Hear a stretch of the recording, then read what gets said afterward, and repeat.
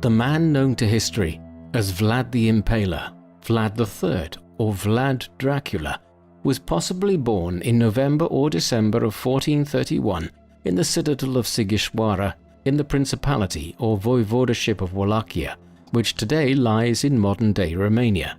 However, there is no certainty in this, such is the lack of substantial records for the time and place, and it is also possible that he was born at some stage in the late 1420s. Vlad's father was Prince Vlad II, ruler of Wallachia, the illegitimate son of Prince Mircea I, the Brave of Wallachia.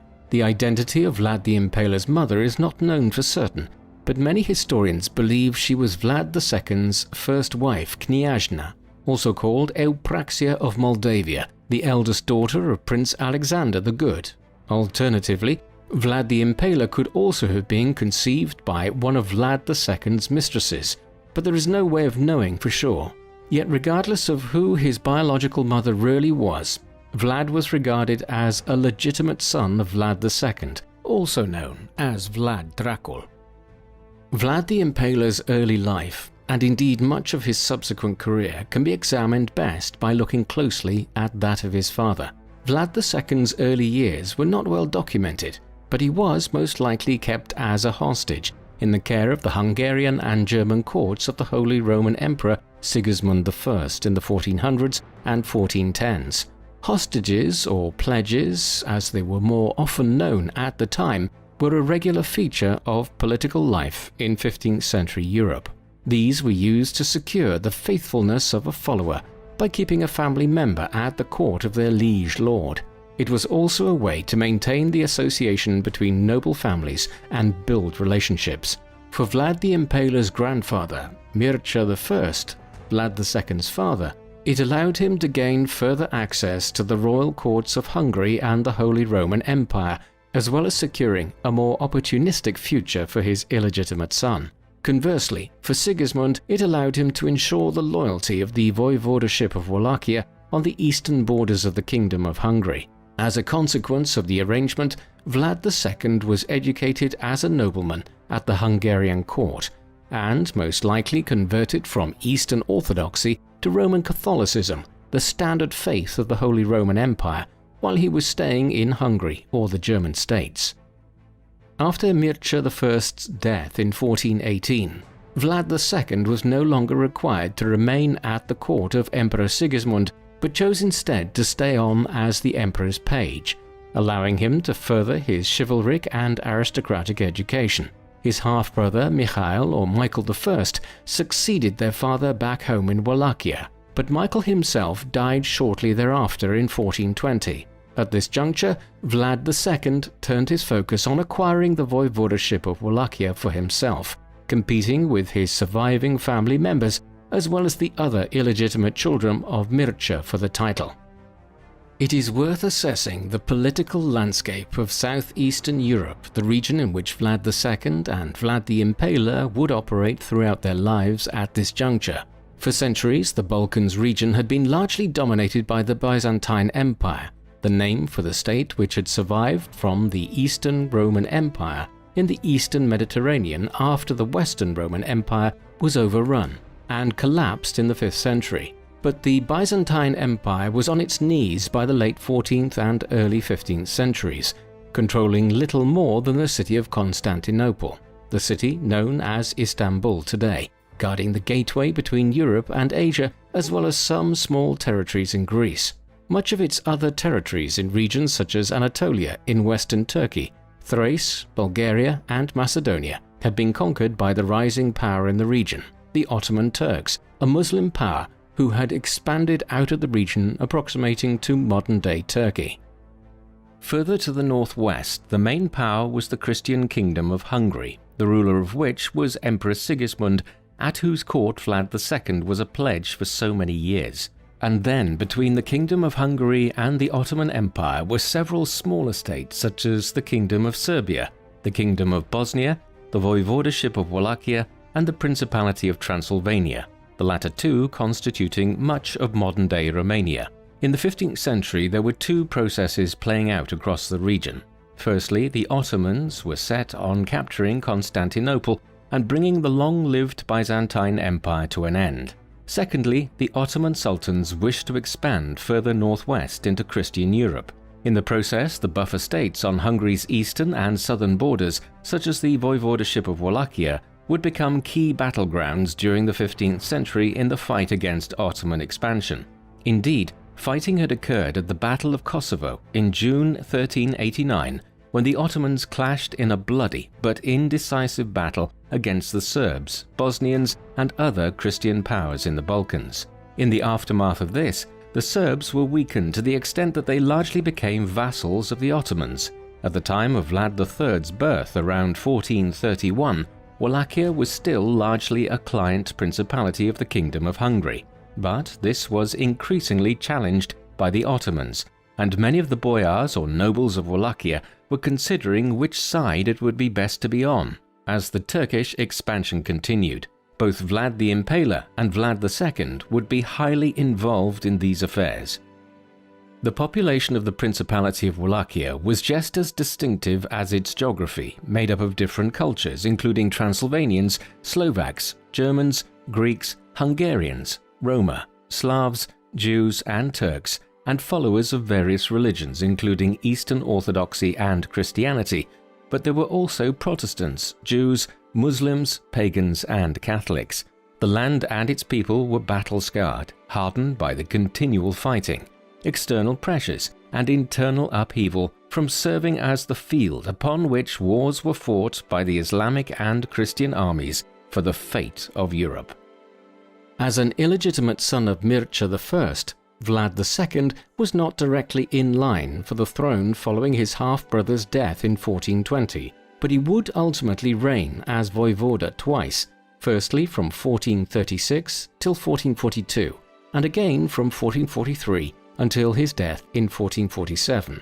But at the time of Vlad the Impaler's birth, this all lay ahead, and at that juncture Vlad II was assigned by the Hungarian nobles to serve at Sighișoara, to defend the region against any possible Ottoman incursions. His task was to defend the mountain passes from Transylvania into Wallachia from enemy raids, particularly from the Ottoman Empire, a powerful Islamic realm.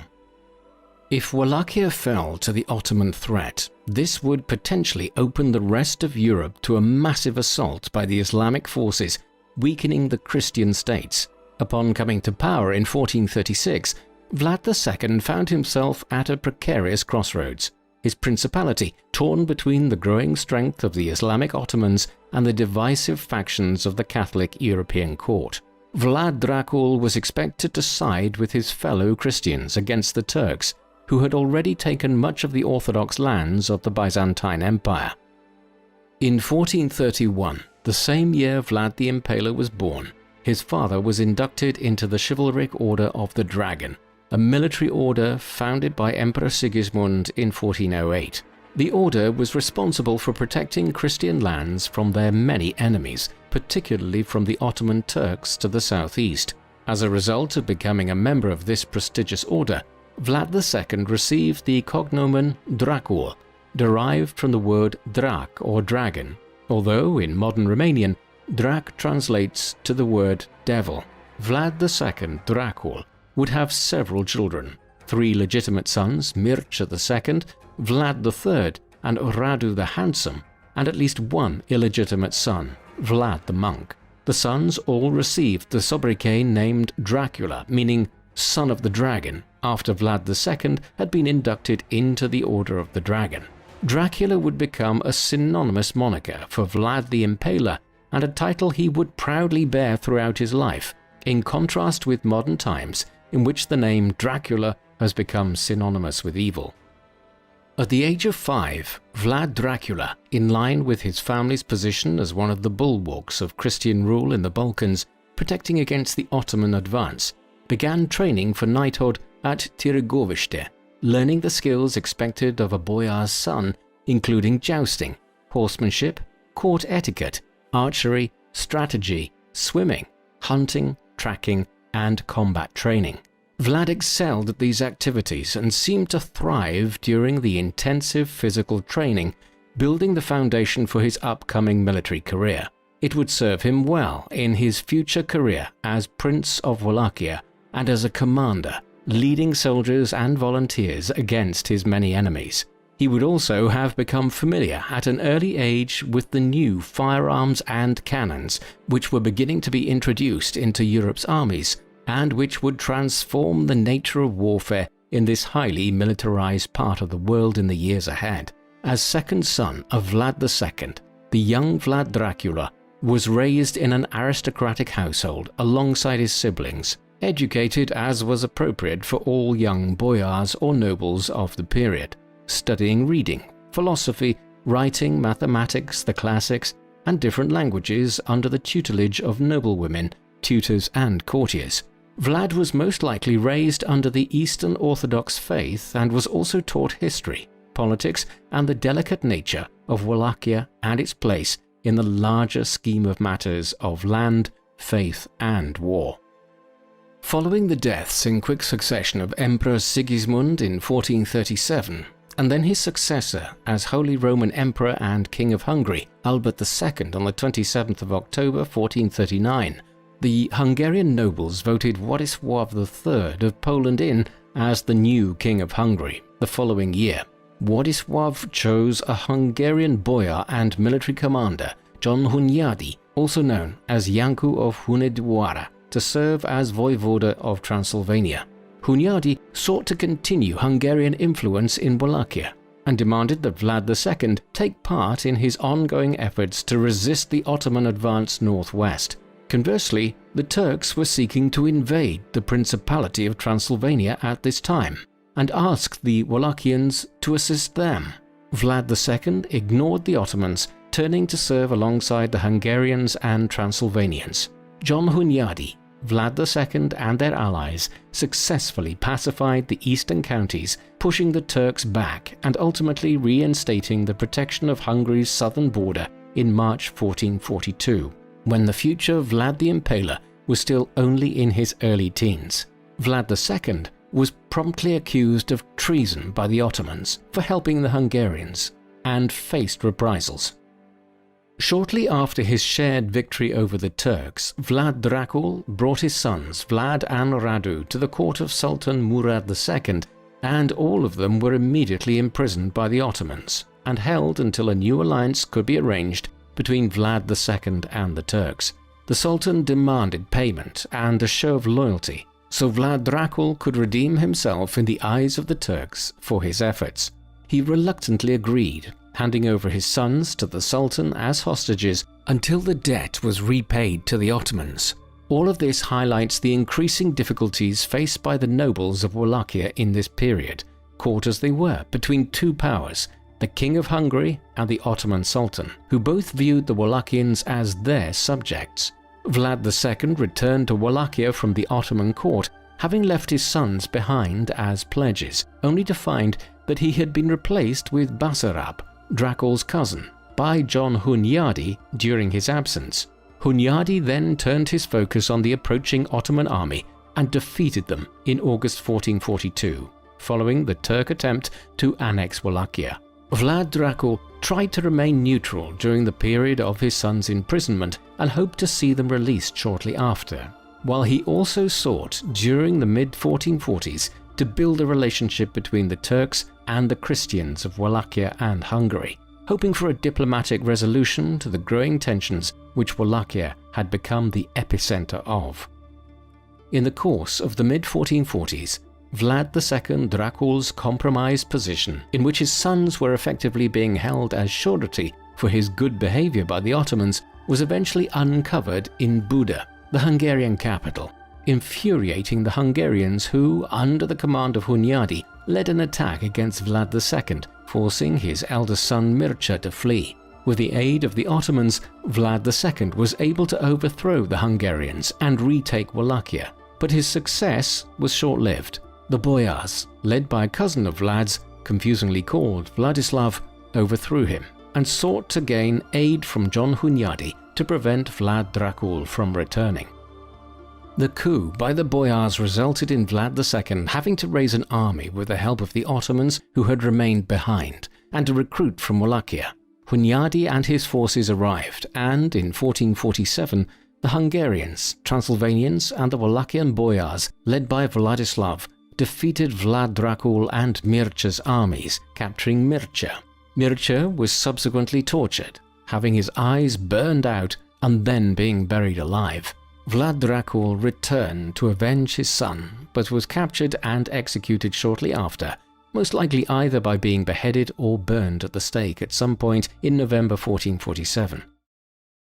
It is generally believed that Vlad Dracul was betrayed in this instance by his cousin Vladislav, who subsequently succeeded to the voivodeship as Vladislav II in 1447. This background of political intrigue and internecine conflict both within Wallachia and the wider Balkans would inform all of Vlad the Impaler's own career. He and his brother Radu had been left in the care of Sultan Murad II, who treated the children well despite their status as prisoners. The boys most likely witnessed the brutality that the Turks could inflict on their captives during the 1440s, and were advised to remain obedient. According to many historical sources, the positive treatment of Vlad and Radu by the Sultan was due to their being regarded as guests rather than prisoners, in much the same way as their father had been well treated as a pledge at the court of Emperor Sigismund over 30 years earlier. The goal of such positive treatment was to engender the loyalty of the Wallachian princes and ensure that they would one day return to Wallachia and rule the voivodeship as pro-Ottoman rulers who would ally with the Turks against the Hungarians and their allies. However, Vlad would prove impervious to these efforts to win him over. Vlad III and Radu Dracula continued their studies at the Ottoman court at the Egrigos citadel in the Anatolian plateau, located in what is today central Turkey. Despite their Christian background, the brothers studied the Quran, as well as literature and the Persian and Turkish languages, receiving the traditional education of noblemen, which included logic, warfare, philosophy, combat, and horseback riding. Vlad threw himself into the fighting arts, his hatred for the Turks seeming to drive his training, focusing on his ultimate goal to become voivoda of Wallachia and annihilate the Ottomans. Despite the Ottomans' efforts to control the Wallachian princes, Vlad fiercely resisted and was subjected to brutal punishment as a result. Radu, conversely, embraced his experience with the Turks, converting to Islam and later volunteering to serve as a janissary, the elite household guards of the Ottoman sultans, who were usually former Christians who had converted to Islam and were also circumcised as part of the process. In this position, Radu grew close to the sultan's son and heir, Mehmed II, who he would go on to serve later in his life. As a result of their closeness, rumors even spread in later years that the two were lovers. Radu's conversion, closeness with Mehmed II, and admiration for Ottoman culture infuriated Vlad Dracula and fueled his hate for the Ottomans. After the death of his father and older brother at the hands of the Hungarians, Vlad Dracula now found himself to be the heir to his family's position within Wallachia, and with it a serious contender to claim voivodeship through the elective vote of the Wallachian nobles, the boyars. Moreover, the death of his father released Vlad and Radu from their captors, while Radu remained behind in Anatolia at this juncture to continue his service with the Turks. Vlad swore to avenge his family, as he perceived that his father and brother had perished as a result of Ottoman interference in Wallachia, and his half-brother was lost to him as someone who had Islamicized at the Ottoman court. But before he acquired his revenge, he needed an army. To prevent the Hungarians from taking over Wallachia following Vlad II's death, the Turks, ironically enough, provided Vlad III Dracula with the army he needed to begin acquiring power back in Wallachia. No doubt the Sultan believed that he was effectively arming a vassal prince when he did so, though the Turks would learn in due course that this was certainly not the case. Armed with this Ottoman support, Vlad was able to seize power in Wallachia in 1448, when he was perhaps no more than 17 years of age, certainly no more than 21. He successfully deposed his cousin Vladislav II at this juncture, during a period when Vladislav was battling the Ottomans to the south. One of Vlad's first fabled acts as prince was to invite many of the boyars who may have been involved in his father and brother's death to a feast. According to some sources, he then had his men stab them and take them to be impaled as a show of strength, although the truth of these claims is not certain. Vlad III Dracula was only in power for a matter of months as Prince of Wallachia when he was ousted again by the Hungarians, Transylvanians and Wallachians, and his cousin Vladislav II was yet again reinstated as voivoda after he had returned from his campaign against the Turks. Vlad was consequently forced briefly into exile, settling in neighbouring Moldavia in order to avoid further problems at home. While in Moldavia, Vlad spent time in the company of his uncle, Prince Bogdan II, and his cousin, Prince Stephen, until Bogdan was assassinated in October of 1451 by Petru Aron, Bogdan's brother.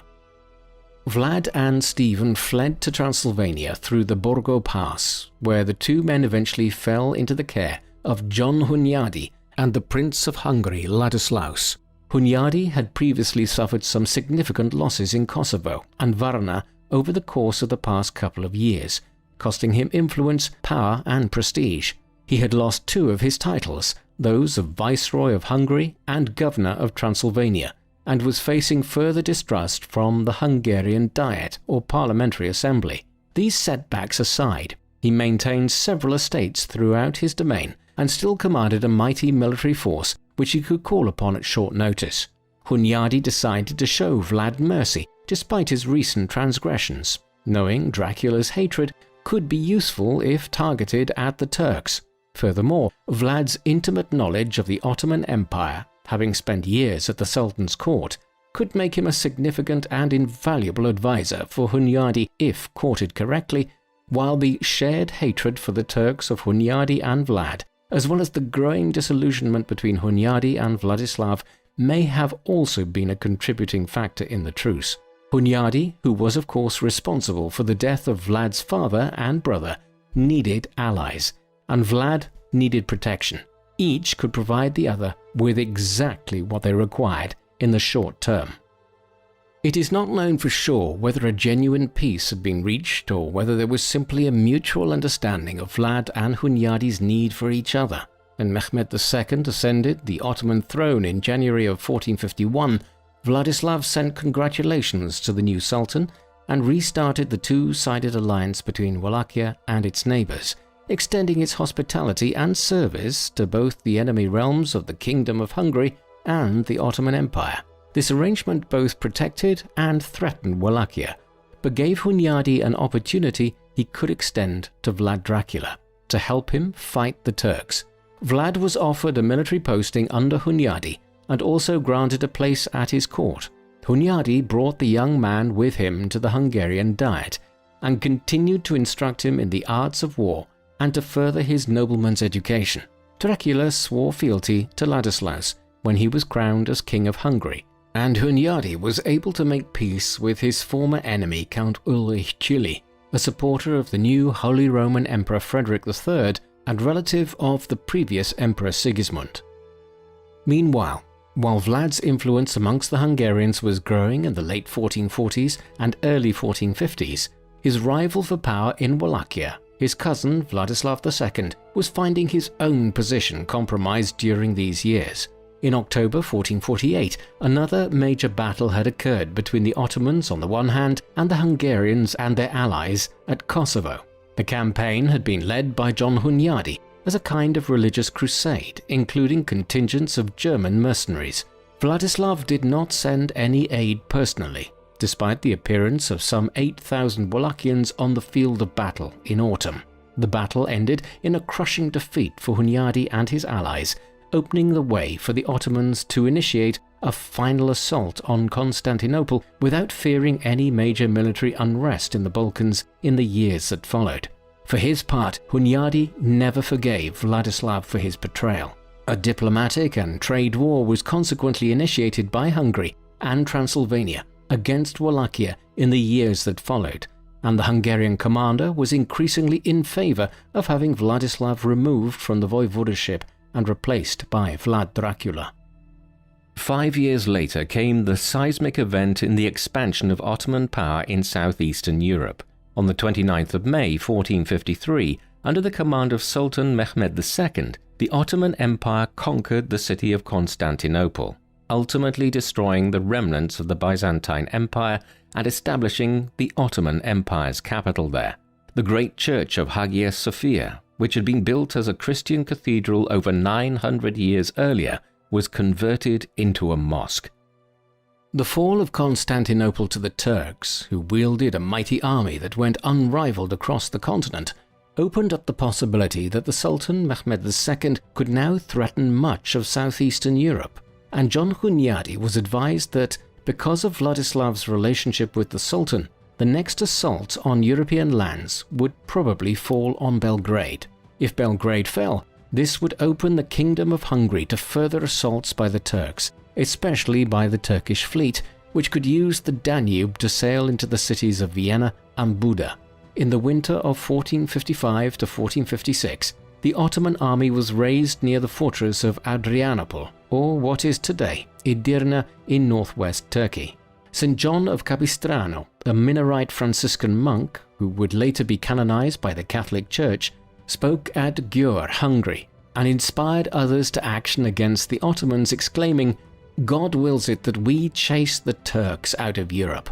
Such words had rallied millions to crusade over the course of the past 4 centuries, and Hunyadi, Vlad, and Hunyadi's son Laszlo had been in attendance, moved by the call for a new crusade against the impending invasion of the Ottomans. Vlad was instructed to stay in Transylvania and given permission to launch attacks against Vladislav II, which would potentially alleviate pressures on Belgrade and pull Ottoman focus away from their objectives in the city. Vlad was more than happy to oblige. Vlad led several excursions throughout Wallachia and Transylvania to harass and overwhelm Vladislav, who found himself combating both the standing armies and recuperating from small skirmishes. These culminated in a meeting at the market town of Tyrant on the 20th of August 1456. Here, Vlad the Impaler met Vladislav on the field of battle as their armies prepared to fight one another.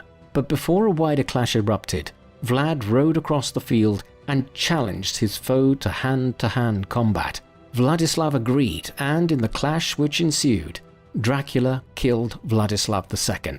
Thus, after nearly 9 years, he had finally avenged himself on the man who had overthrown and killed his father and brother. In the days that followed, Vlad regained the voivodeship of Wallachia and established himself as the undisputed ruler of the principality. Upon taking up the crown of Wallachia, Vlad took the title Prince Vlad, son of Vlad the Great, sovereign, and ruler of Wallachia and the duchies of Amlash and Fagarash. The duchies had been granted to him by King Ladislaus for returning to his favor. He worked with local mayors in Transylvania and Hunyadi's son Laszlo, the new commander of Belgrade, to establish a relationship with them and protect his borders. To the north, he tried to incite the boyars to revolt against his Moldavian enemy Petru Aron, another local Balkan prince who, like Vladislav II, had thrown in his lot some years earlier with the Ottomans. In 1457, just a few months after acquiring control of Wallachia, Vlad's cousin Stephen was also successfully installed in Moldavia, following the overthrow of Petru Aron there. And thanks to the dissidents Vlad had aroused with the boyars and a troop of around 6,000 Wallachians. By now, Vlad began to develop his identity as both a violent and strict leader, as well as a strong commander. With a mind for social and economic preservation of the Wallachian state, he bolstered the military and economy and rebuilt villages to allow local merchants to thrive, while restricting foreign trade to help the local market to grow. The Ottomans sent emissaries to Vlad Dracula following his rise to power in an attempt to acquire tribute and a free passage through Wallachia for their troops as a show of loyalty to the Turks. But Vlad refused to travel to Constantinople to pay homage to the Sultan. It is around this time he rebuilt some of the walls around his cities and fortifications, and also began to embrace the practice of impalement as punishment, a common practice used to execute prisoners and traitors of the Ottoman Empire, something he must have witnessed as a young hostage. The first targets of Vlad's wrath were those responsible for the death of his brother and father, particularly the boyars in Wallachia and Transylvania. He seized their assets, lands and other commodities, which he then redistributed to his allies, and captured his enemies and brought them into his custody. The boyars were then executed, mainly through the process of impalement, and their bodies were propped up around his realm as a warning. His methods were both a message to his foes and a means to eliminate those who had dared to challenge him. Other methods of torturous death Vlad had allegedly carried out included allowing animals to feast on his victims, exposing them to the elements, burning them alive, cutting off body parts such as fingers, toes, limbs, eyes, ears, noses, tongues, breasts, nipples, penises, etc., skinning them alive, and boiling. It was said he would sometimes feast while people were impaled or tortured, reveling while people died around him. If we are to believe the tales of Vlad the Impaler's beastly behavior, then women were subjected to some of the worst abuses at the hands of the prince, particularly with respect to their sexual fidelity. If a woman was discovered to have had an affair while married or had been promiscuous while unmarried or widowed, Vlad apparently treated them to especially severe punishments, including mutilation and impalement on a hot poker while their lovers watched in horror.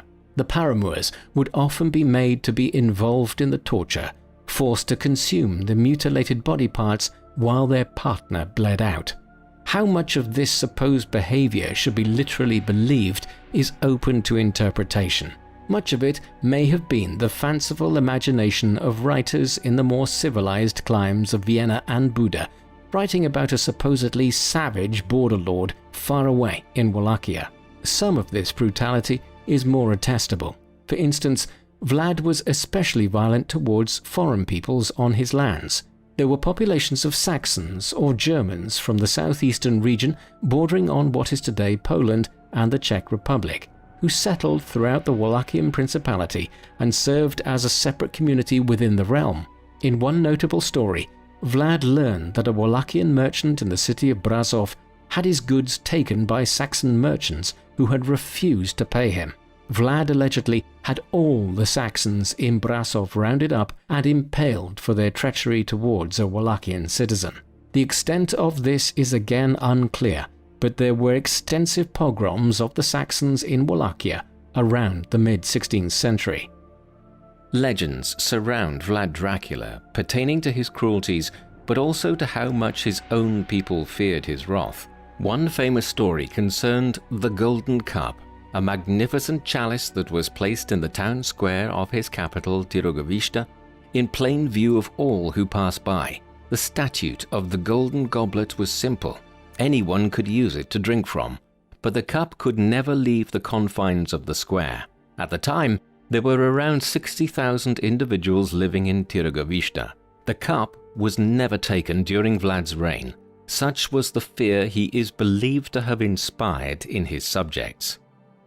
Vlad was also said to have been faced with a large population of poor individuals and had to come up with a means of ending poverty in Wallachia. To do so, Vlad supposedly invited hundreds of the impoverished from Târgoviște to a massive feast where they reveled in the generosity of their prince and ate and drank to their heart's content. Vlad responded by locking the doors of the hall and setting it ablaze. No one escaped. These stories became commonplace and were sensationalized by the Turks, Saxons, Hungarians, Transylvanians, and other enemies Vlad made over the course of his life. While his subjects became all too familiar with his punishments, Vlad the Impaler also showed a deep devotion to military and political deeds, such as helping his cousin Prince Stephen take the Moldavian throne in 1457, providing about 6,000 cavalrymen to fight against Petru Aron. Stephen, in return, helped Vlad combat the continual raids and attacks by the Ottomans against the southern border of Wallachia, attacks which were initiated by the Sultan Mehmed II in response to the new crusade declared by Pope Pius II against the infidels in January 1460. Vlad Dracula joined the effort, which was now led by John Hunyadi's son Matthias Corvinus, allying himself with Corvinus to combat the Ottomans. Mehmed II took the last independent city in Serbia, Smederevo, in a violent assault in 1459. Just a few months later, Vlad's ally, the Hungarian general Mihail Szilágyi, was captured during a battle near Bazias and was sawn in half after being tortured, a grim fate which many of his men suffered. The Sultan then took several cities in Greece and threatened to return to Wallachia unless tribute, called jizya, was paid to him. Envoys were sent to Vlad's court to collect both the money and men for the Janissary forces. It was at this juncture in 1460 that Vlad Dracula decided to clarify his position towards the possibility of any relationship with the Turks. When the emissaries arrived, he asked them to take off their turbans, part of the traditional wardrobe of an Ottoman, because removing the hat in the presence of a Wallachian prince, especially in his court, was customary and expected. The diplomats refused as it was part of their attire. Vlad informed them he would not give the Sultan anything and would not negotiate, and promptly had the representatives' turbans nailed to their heads.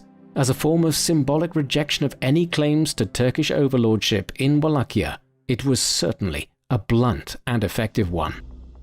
Meanwhile, the Turks began recruiting troops as they crossed the Danube and led assaults against the Transylvanians, to which Vlad promptly responded by impaling any prisoners his men took in the conflict. In November 1461, he wrote to the Sultan explaining that he was unable to pay tribute due to financial issues, but noting that he would be willing to go to Constantinople to negotiate a deal. The Sultan heard of Vlad's renewed alliance with Corvinus at this juncture and attempted to lure Vlad into a trap so that he could capture him to bring him to Constantinople in chains instead. Vlad learned of the plot, and he set his own trap for the Sultan's bey or chieftain of Nicopolis, Hamza Pasha, and his men in a narrow pass north of Giorgio, using gunpowder to easily overpower the Turks. The bey and his men were quickly surrounded and defeated by the Transylvanian army. Vlad the Impaler then had the Turkish troops killed by impaling them. He had Pasha skewered on a stake that would stand taller than his men to signify his rank and place. He had the staked bodies placed in a field, forming a macabre forest. Vlad was evidently perturbing the Sultan in Istanbul at this stage. When he was informed of the ambush, he is said to have struck the messenger who delivered the news, in fury at this latest setback. Vlad now undertook a fierce campaign into Ottoman lands in the spring of 1462. Because of his fluency in Turkish, Vlad was able to infiltrate the Ottoman territories on the other side of the Danube, leading his forces through the Turkish-occupied regions of Bulgaria, in between the Black Sea and Serbia. He would demand the gates to open for him, and once they did, he would lead an army into the fray. Vlad the Impaler executed every soldier and Ottoman sympathizer, traveling over 800 kilometers during the course of 2 weeks. They killed well over 23,000 Turks and allies, impaling them and leaving their bodies on the stakes for others to see. In response, the Sultan sent his men to destroy the port of Betrayal in Wallachia, but the 18,000-man force he had sent under his vizier Mahmud were defeated by Vlad and his troops, leaving only around 8,000 Ottomans alive. These victories solidified Vlad's place in Europe as a successful warlord, a fearsome defender of Europe's borders against the Ottoman infidels. For a short time at least, he was celebrated by the Pope and was revered by Christians, but was deeply feared by Muslims. The Sultan grew infuriated at the news of Vlad the Impaler's continuing successes and turned to deal with the prince himself. Both rulers now prepared their armies for the upcoming conflict. The Sultan raised an army of between 150,000 and 300,000 men, comprised of his bodyguards, engineers, women for comfort, priests, astrologers, riflemen, pikemen, cannons, slave soldiers, archers, infantry, janissaries, and cavalry. Dracula's brother Radu even served as part of the mustered Turkish forces, commanding around 4,000 cavalrymen. Vlad rallied a significantly smaller force, especially since Corvinus did not aid him, despite Dracula's request for assistance. Men, women and children aged between 12 and 18 were recruited, including Roma slaves and farmers, building an army of around 30,000 poorly trained, armed and armoured Transylvanians. Even though he was vastly outnumbered, Vlad the Impaler and his force was able to kill around 300 Janissaries after the Sultan left Vidin, and he knew the only way to win was to commit unthinkable and vicious acts. Vlad could not hope to win against the Ottomans in the field now. The best he could hope for was to wage a guerrilla campaign in country that he and his forces had greater knowledge of, and in which they would have greater local support. The Prince of Wallachia ordered the evacuation of the neighbouring territories, removing the people and animals from the land as the Sultan's army advanced.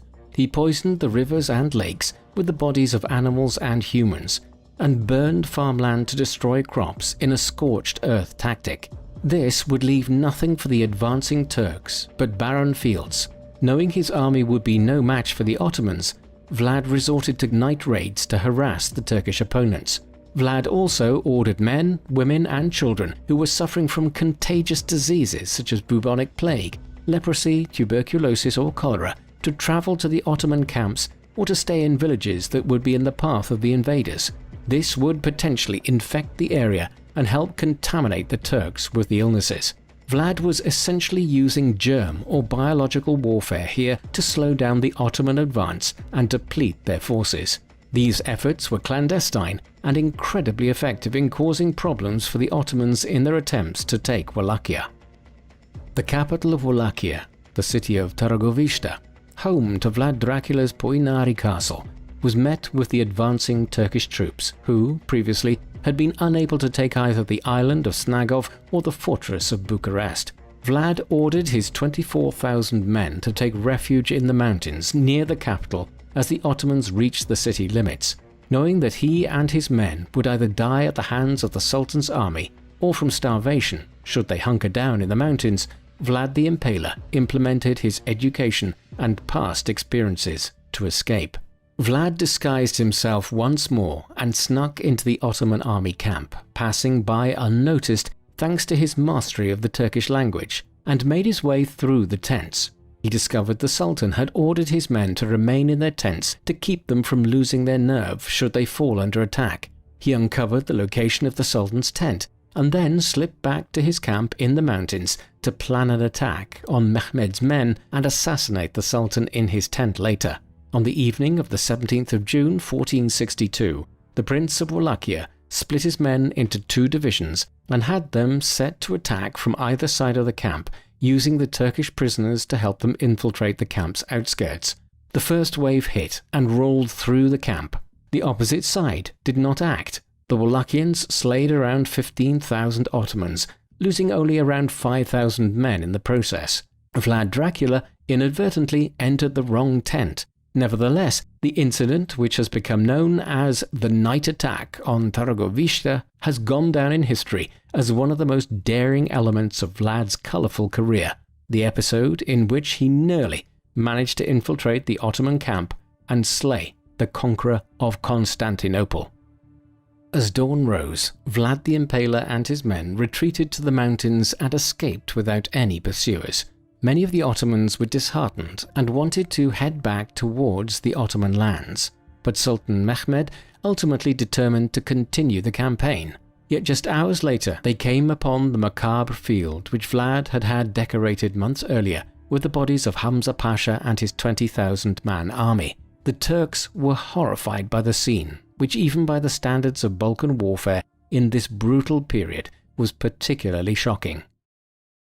Consequently, the Sultan now ordered his men back, leaving Radu with his Janissaries to oversee affairs near Târgoviște on the 22nd of June.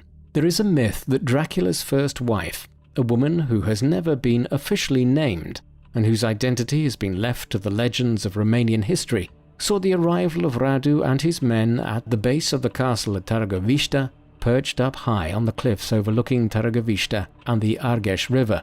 Despite having one son, Mihnea the Bad, with Vlad the Impaler, further details about her remain unknown. The legend, though, is that at the sight of the Ottomans, Vlad's wife is said to have remarked she would rather feed the fish than be taken by the Turks. She then threw herself to her death in the waters below. Radu now established himself as the new ruler of Wallachia, while the Ottomans moved on to burn the city of Brăila. Radu Dracula led several attacks throughout Wallachia, while his brother and the remnants of Vlad's forces hurried to the town of Chilia. Here, Stephen III of Moldavia had initiated a siege, hoping to take advantage of the distress his former close ally found himself in as a result of the massive Ottoman invasion of his lands. Vlad and his army successfully repelled Stephen and his forces, injuring Stephen in the process, but despite this limited success, Vlad was forced to flee to Hungary to seek aid from Matthias Corvinus to plan future battles and strategies. In Hungary, by the end of the autumn of 1462, Vlad believed that he had successfully acquired Hungarian support to launch a counterattack against the Ottomans the following spring. But Corvinus had actually planned a trap at Castle King's Rock, capturing Vlad just as he crossed into Wallachia. Why Corvinus betrayed Vlad is not precisely known, although it has been suggested Corvinus hoped to be named Holy Roman Emperor, and it would have been in his interest to end any aggression with the Ottomans so that he could turn his attentions towards Central Europe. Whatever the purpose of it, Corvinus would not be named Holy Roman Emperor, although in 1464 he was dubbed King Matthias of Hungary. Vlad fell victim in late 1462 to his having been a border warlord caught between the Hungarians and the Ottomans. Despite his determined opposition to the Turks over a decade-and-a-half-long period, he was still distrusted in Buda, and as a consequence he was imprisoned on suspicion of coordinating with the Sultan, despite how improbable this seems.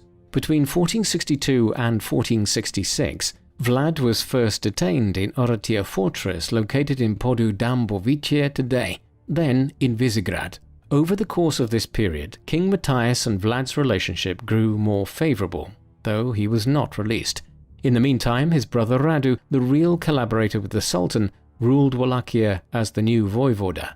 During the early years of his house arrest, Vlad Dracula converted to Catholicism and married Ilona Szilágyi, cousin to King Matthias. He was given greater freedom in 1466. Vlad and Ilona were also gifted a home in Pest, one of the two towns on either side of the Danube, along with Buda, which would later join to become Budapest. Here they lived with their two sons, Vlad IV, Tepelus, and Mircea. Vlad spent many years here, settling into a seemingly sedentary retirement, but in truth he longed to return to Wallachia and reclaim his position there. To this end, in the mid-1470s, after well over 10 years in Hungary, Vlad Dracula reached out to Stephen V Báthory, a prominent military commander, future voivoda of Transylvania, Hungarian judge royal, and ally of King Matthias, to help him with the task of building an army comprising of Moldavian, Hungarian, Transylvanian and Wallachian forces. The mission for Stephen and Vlad was simple: take Wallachia from Prince Basarab Laiota cel Bătrân, who had claimed the voivodeship from Vlad's brother Radu in late 1474 or early 1475. Radu appears to have died shortly thereafter while trying to reclaim the position himself, though the details of his death are unclear. This left Vlad as the only Dracula, a legitimate son of Vlad II Dracul, left to seek the position of voivoda, and Vlad, who was nearing his 50th year by this time, was determined to reclaim it. He managed to do so with little effort. Vlad and Stephen's forces arrived in the autumn of 1476 and met no resistance. Instead, Basarab's army fled and allowed Dracula to resume his rule over Wallachia. Stephen Báthory returned to Transylvania, leaving Vlad alone to defend his land from any threat. Vlad did not have long to enjoy his reclamation of the rule of Wallachia. Not long after his re-establishment on the Wallachian throne on the 26th of November 1476, Vlad's lands were once again besieged by a large army of Ottoman Turks who campaigned north against him in an effort to reimpose Basarab as a pro-Ottoman voivoda. Vlad found he had only around 2,000 men to fight the Ottomans' force of even in excess of 4,000 who relatively easily crushed his Wallachian army. Vlad also died around this time, though the exact date and details of his death are not clear.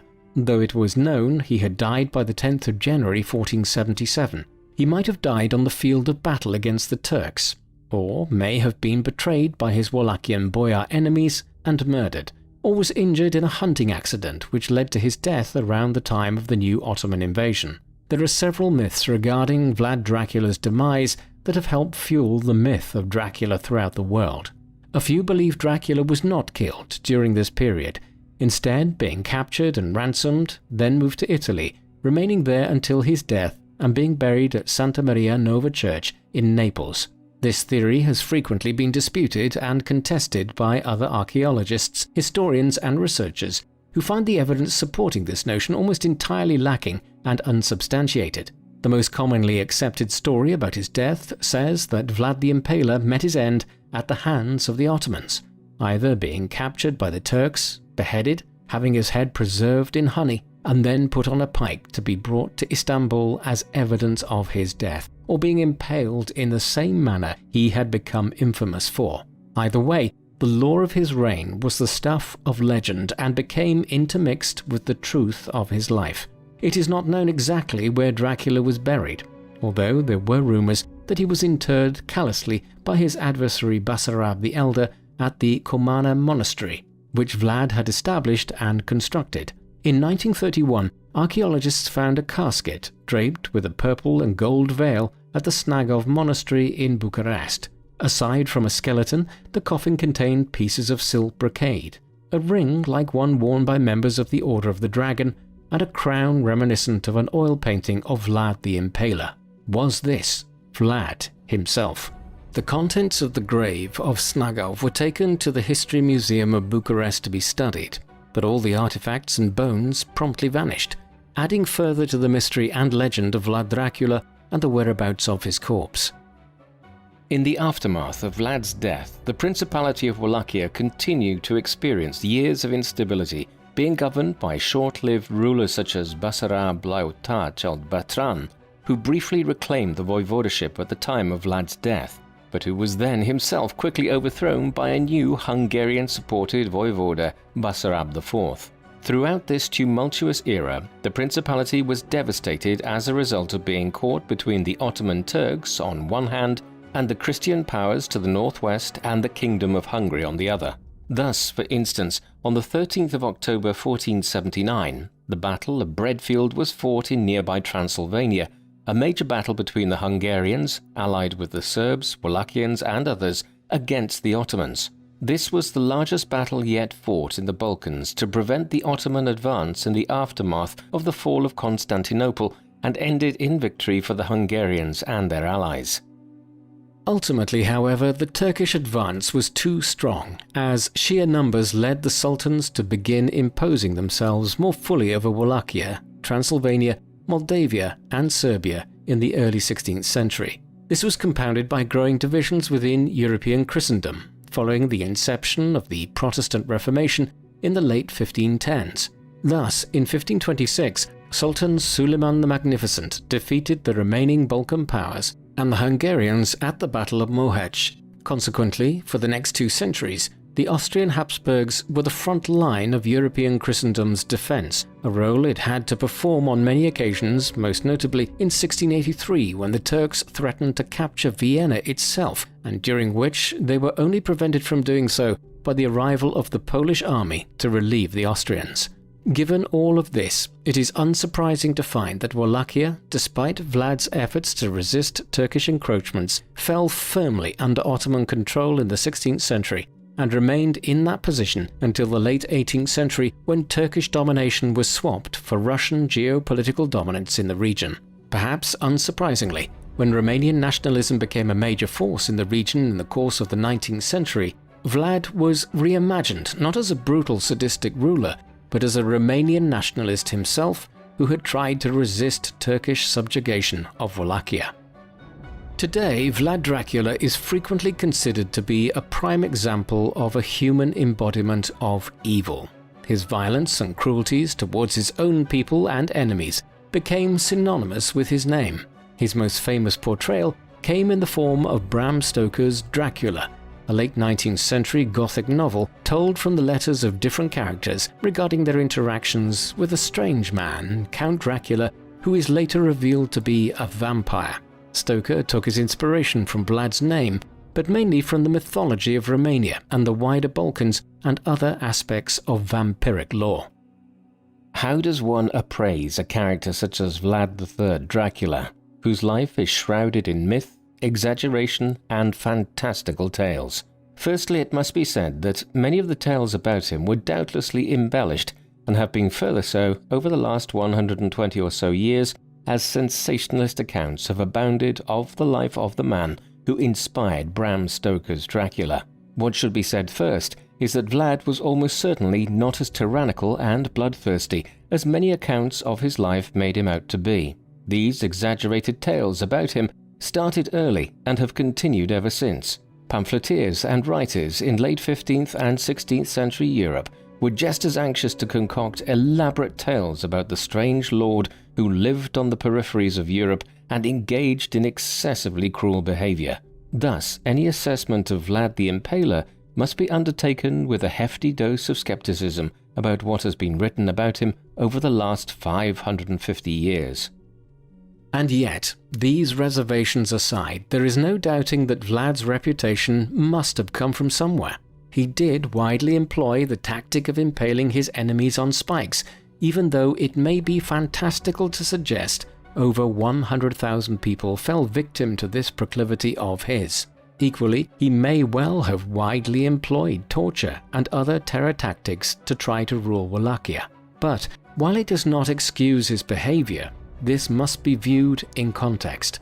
What must be remembered in interpreting Vlad the Impaler's life was that he was living through a period of increasing brutality and slaughter in southeastern Europe as the religious wars between the Christians of Hungary and the buffer states such as Wallachia intensified against the onslaughts of the Ottoman Turks.